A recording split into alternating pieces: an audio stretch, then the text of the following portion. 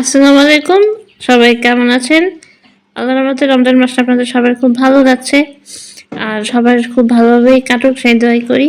আর আজকে দেখাবো একটা সিম্পল একটা রেসিপি। রোজা থেকে আমাদের মুখের টেস্টটা একটু হলেও চেঞ্জ হয়ে যায়। একটানা যেহেতু সারাদিন না খেয়ে থাকার পরে যখন খাওয়া হয় তখন অনেক কিছুই মুখে ভালো লাগে না।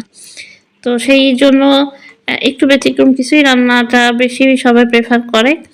তো এই রেসিপিটা আপনারা চাইলে ট্রাই করতে পারেন রাতের ডিনারের জন্য। এটা হচ্ছে করলা আলু দিয়ে পুঁটি মাছ। করলাটা একটু তেতা একটা ভাব আসবে, টেস্টটা একটু চেঞ্জ হবে।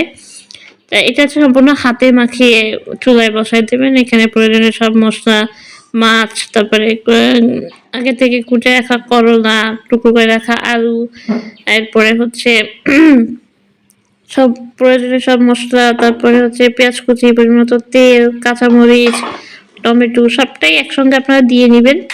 দিয়ে এটাকে খুব সুন্দর করে এভাবে হাতে মেখে নিতে হবে। এটাকে খুব সুন্দর করে হাতে মেখে এখানে যতটুকু পরিমাণ পানি দেওয়া সেই পানিটাও এখানে অ্যাড করে দিবেন।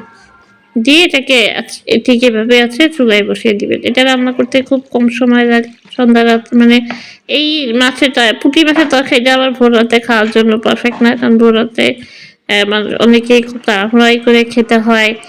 সময় সংক্ষেপের কারণে এই পুঁটি মাছটা ভোর রাতে না খাওয়াটাই বেটার হয়। এটা রাতের ডিনারে অনেকে আছে আমাদের মতো যারা মানে ইফতারের সাথে ভাতটা খেতে পছন্দ করে।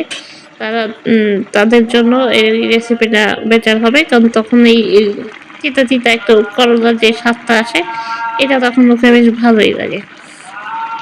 তো এটা এভাবে এই যে চুলায় বসিয়ে দিয়ে এখানে রান্না করে নেবেন। ঝোলটাকে একদম শুকিয়ে আনতে হবে।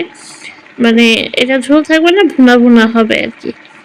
আর পেজের কথা কি বলবো, রমজান মাসে পেজে থাকাটাই আমার সম্ভব হচ্ছে না। কারণ আমাকে কোরআন তেলাওয়াত করতে হয়, খতম দিতে হয়, সেটার জন্য আমি সারাদিন ওটাতেই ব্যস্ত থাকি। আর তারপরে যতটুকু সময় আমি ফ্রি টাইম রোজা থাকার পরে যখন একটু ফ্রি হই, আমার তখন ইচ্ছা করে না আমি ফোনের দিকে তাকাই।